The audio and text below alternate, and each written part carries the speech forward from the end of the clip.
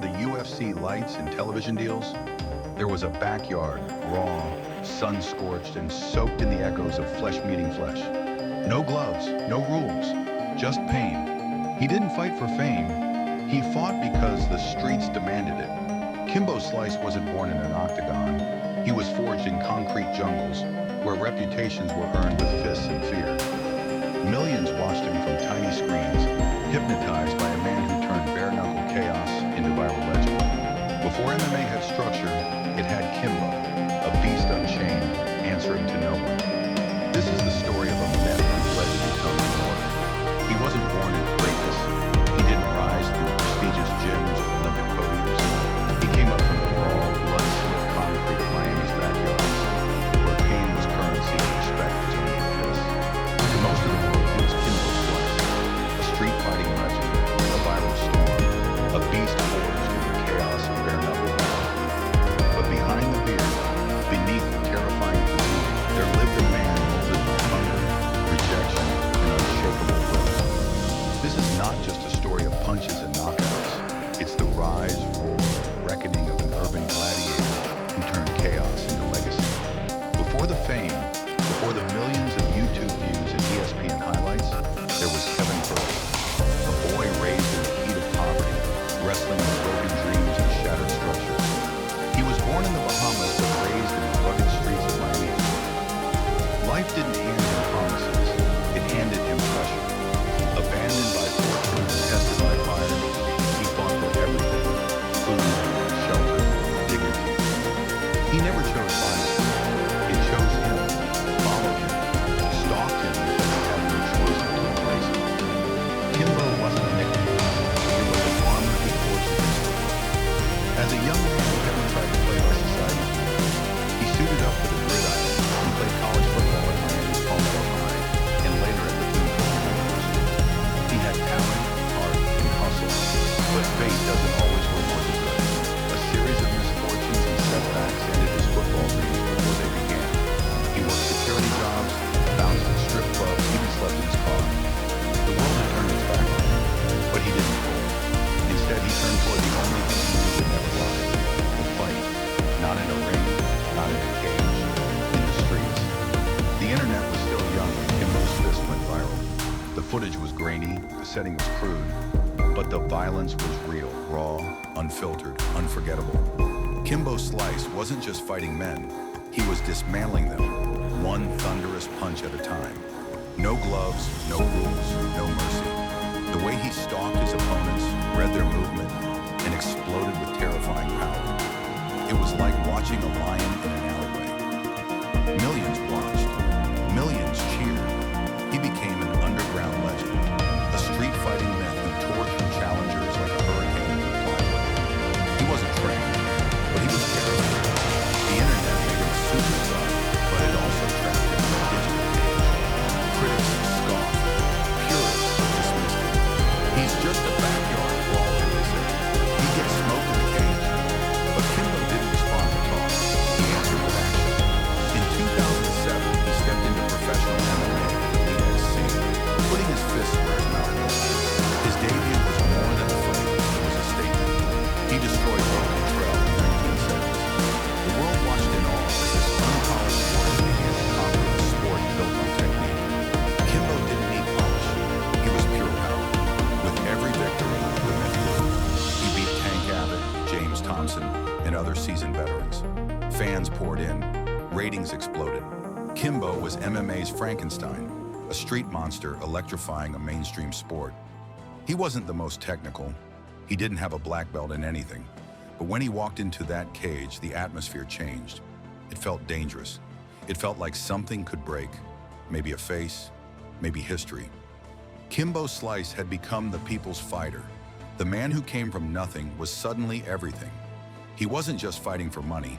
He was fighting for every kid who'd ever been told you're not good enough. But the climb wasn't without cliffs. In October 2008, Kimbo was scheduled to face Ken Shamrock in a major Elite XC event. But hours before the fight, Shamrock pulled out. With the crowd already on their feet, Kimbo agreed to fight a late replacement, Seth Petrozelli. What happened next shocked the world. Just 14 seconds into the first round, Petrozelli landed a clean strike that dropped Kimbo. The myth took a hit. Critics pounced. "Exposed," they cried. "Overhyped," they jeered. For Kimbo, it was more than a loss. It was a public crucifixion. The man who had conquered YouTube now stood humiliated on live television. The fallout was brutal. Elite XC folded under the weight of scandal and financial turmoil. Kimbo's future was uncertain. He could have walked away. He could have vanished into the shadows of viral fame. But that wasn't his nature. He had tasted glory, and he wanted more. So he swallowed his pride and went back to the grind. In 2009, he joined Season 10 of The Ultimate Fighter, Dana White's proving ground for hungry warriors. It was a risky move. He wasn't just fighting opponents, he was fighting perceptions. Could a street brawler evolve into a real mixed martial artist? The world tuned in to find out. On TUF, Kimbo faced Roy Nelson, a skilled, experienced fighter with a granite chin and deep ground game. The match didn't go Kimbo's way. Nelson smothered him, used his wrestling, and won by TKO. But something strange happened. Despite the loss, fans respected Kimbo more than ever. He didn't quit. He didn't complain. He showed heart. He showed growth. And that meant everything. Dana White saw it too. Kimbo was given a shot in the UFC. His fight against Houston Alexander was wild, awkward, and gritty. But Kimbo won. And in that moment, the Street King stood victorious inside the world's most elite cage. The legend of Kimbo Slice wasn't about perfection. It wasn't about going undefeated or mastering every discipline. It was about grit. It was about heart. It was about a man who refused to accept the limits placed on him by others. In a sport dominated by technique, strategy, and training camps, Kimbo brought something primal, something audiences couldn't look away from.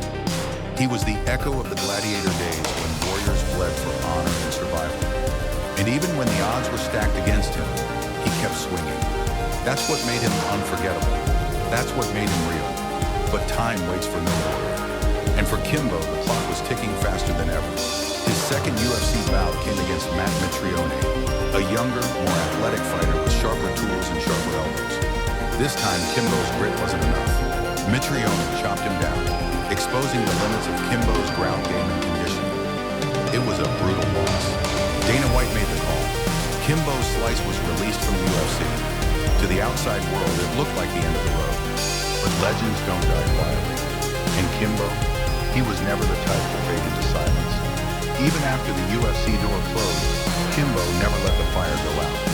He returned to the world where he first made his name. Not the streets, but the spectacle. In 2015, Bellator saw what the UFC no longer wanted. A man who could fill arenas and ignite chaos with a single punch. Kimbo signed on, and the circus came roaring back to life. His debut was against none other than Ken Shamrock, the fight that never happened years earlier. This time, both men were older, slower, battle-worn, but the tension was electric. It was more than a fight. It was unfinished business. The bell rang, and Shamrock tried to grapple, to drag Kimbo into deep waters.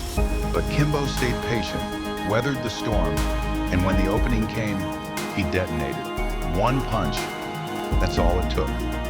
Shamrock folded, the crowd erupted, and Kimbo was reborn in blood and thunder. The critics rolled their eyes, the purists dismissed it. But for fans, it was magic. The streets had returned to the cage, and Kimbo was once again the king of chaos. He didn't need belts, he didn't need rankings. He had something more powerful. He had gravity. He made people watch. Then came the freak show. Bellator, knowing the formula that worked, booked Kimbo against Dada 5000. Another backyard brawl. Another internet myth. It was marketed like a clash of titans, but the result was something else entirely. Both men were visibly exhausted just minutes into the bout. Sloppy punches, labored movement. It was less a fight and more a war of attrition. But Kimbo still pushed, still swung, still fought. And when Dada collapsed from sheer fatigue, Kimbo had his hand raised once again. It wasn't pretty, it wasn't technical, but it was Kimbo. Raw, gritty, and real. Behind the scenes, though, something darker was brewing. After the Dada fight, controversy followed. Kimbo tested positive for banned substances. The win was overturned to a no contest. His age, his health, his legacy, everything was under scrutiny, but fans still didn't turn away. Why? Because Kimbo was more than stats. He was a story, a symbol, a reminder that sometimes the most dangerous fighters are the ones with nothing left to lose. Every time he stepped into that cage, he carried the ghosts of his past, the hunger, the pain, the streets that never gave him a choice. And he wasn't done yet. Plans were in motion for another fight, another spectacle. But life, as it always had with Kimbo, had one more twist to deliver. In June 2016, just days before a scheduled bout, Kimbo Slice died suddenly from heart failure at the age of 42. The news hit like a thunderclap. The man who had once seemed immortal in the backyard, indestructible in the spotlight, was gone. Fans wept. Fighters paid tribute. The world paused to remember not just a fighter, but a force. A man who rose from asphalt obscurity to global infamy with nothing but his fists. But death doesn't end a legacy, it amplifies it. In the years since Kimbo's passing, his name has never disappeared. His fights continue to circulate. His quotes still echo. And his image, bearded, brooding, brimming with fury, remains etched in the memories of a generation. In an era of highlight reel knockouts and polished promos, Kimbo was something different, something final, something that couldn't be manufactured. He was proof that authenticity, no matter how messy or unrefined, could still cut through the noise. He didn't need the machine to build him. He built himself. His story became a blueprint for fighters with no pedigree, no connections, no path. He showed that raw talent, matched with sheer determination, could still shake the system. From YouTube clips filmed on camcorders to pay-per-view main events, Kimbo's journey was a testament to the power of self-belief. He fought for his family, for survival, for the thousands of kids who grow up with dreams but no directions. And every time he swung, he was swinging for them too. That's what made his journey more than entertainment. It made it necessary. Even today, you hear his name whispered in gyms, spoken with awe on podcasts, tattooed on the hearts of those who still believe in grit over glamour. He was never the best technically, never the fastest, never the most strategic. But he had one thing most fighters never master: presence. The moment Kimbo walked into a room, into a ring, into a life, you felt it. That unexplainable energy, that dangerous calm before the storm. And once the storm hit, all you could do was survive it, or fall beneath it. The world may have moved on. New champions have risen. New viral fighters have surfaced. But there will never be another Kimbo Slice. Because he wasn't created. He was born in chaos and carved by struggle. He was the brawler the internet never forgot. The man who knocked down doors, not just opponents. And though his time in the spotlight was brief, it burned like wildfire. Fast, furious, unstoppable. And even in death, that fire still flickers in every underdog who refuses to give up. Kimbo Slice may be gone, but the fight he started still rages on. They say you can't buy respect, and Kimbo Slice never had to. He earned it the hard way, fist by fist, bruise by bruise, sacrifice by sacrifice. Even in defeat, even under criticism, he never stopped being real. And in a sport filled with trash talkers and manufactured hype, being real was the rarest weapon of all. He wasn't chasing clout. He wasn't selling a persona. What you saw was what you got. And what you got was a fighter shaped by life, not luxury. A man who fought not just for victory, but for validation. And in the end, he got both. People often ask, what made Kimbo special? Why did millions watch him even when the purists scoffed? Why did his name become legend while others faded into memory?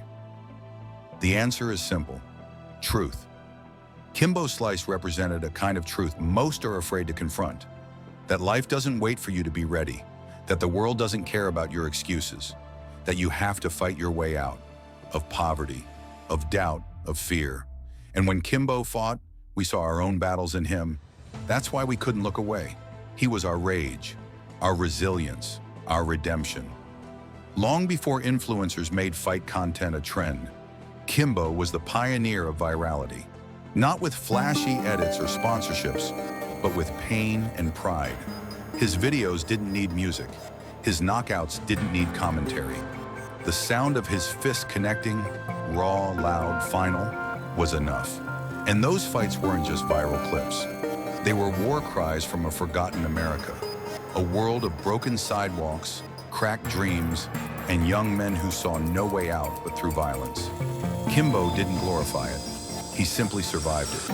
And by surviving, he became their symbol, their hope wrapped in muscle and fury.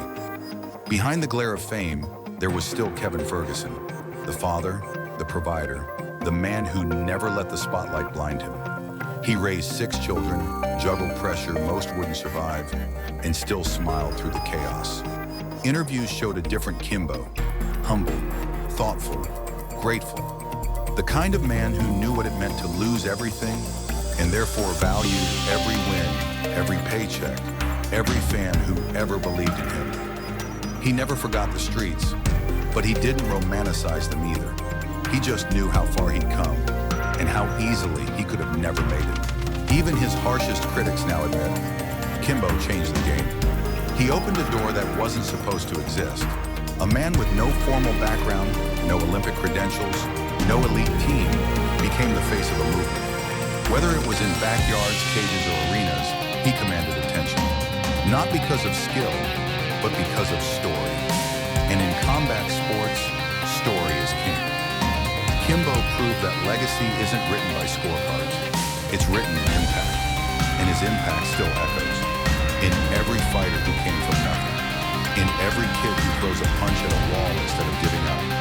In every believer of the impossible. Years after his death, his name still draws clicks, still sells merchandise, still inspires. You can watch his fights today and feel the same adrenaline, the same electricity. And when you do, you realize something. It wasn't just about violence, it was about freedom. When Kimbo fought, he was free. From poverty, from doubt, from the rules that said he'd never matter. And in that freedom, millions found their own. He fought with weight, real emotional weight. Every punch he threw had a story behind it, and every knockout was a chapter written in sweat and blood. There's a reason Hollywood tried to capture him, a reason his face ended up in video games, documentaries, and comic books.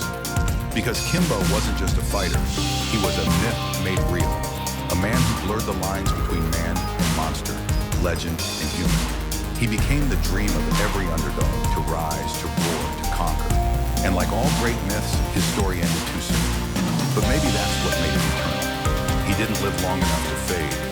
He lived just long enough to burn into the memory of a generation. Like lightning, like war, like truth. His son, Kevin Ferguson Jr., better known as Baby Slice, now carries the torch. Fighting in Bellator, chasing his own name while honoring his father. It's not easy. The shadow of a titan is large, but it's proof that Kimbo's spirit didn't vanish. It passed on, into fists, into willpower, into a legacy that refuses to be silenced. Every time Baby Slice steps into the cage, a piece of Kimbo steps in too, and fans feel it. That same edge, that same fire, that same sense that anything can happen. Because when your bloodline starts with a legend, every punch carries history, but the streets never forget. In the neighborhoods Kimbo walked, his memory lives like graffiti, bold, permanent, untamed. He wasn't a hero in the traditional sense. He wasn't polished or politically correct, but he was honest. And honesty has power. The streets that raised him still whisper his name. Young kids in Miami still watch his videos on cracked phones, dreaming of their own escape. His fights weren't just viral, they were gospel. And for every punch he landed, he gave someone a reason to believe that they could land theirs too. That they could matter, that they could be seen. So when you remember Kimbo Slice, don't just remember the knockouts. Remember the climb. Remember the doubt he crushed, the fear he silenced, the system he shook. Remember that behind every internet sensation is a story deeper than clicks. Kimbo wasn't just a street fighter. He was a movement, a blueprint, a legend born in shadows who forced the world to look at him and listen. And though he's gone, his story is not over. Because somewhere, another fighter with nothing but fists and fury is watching those old videos and getting ready to fight the world next.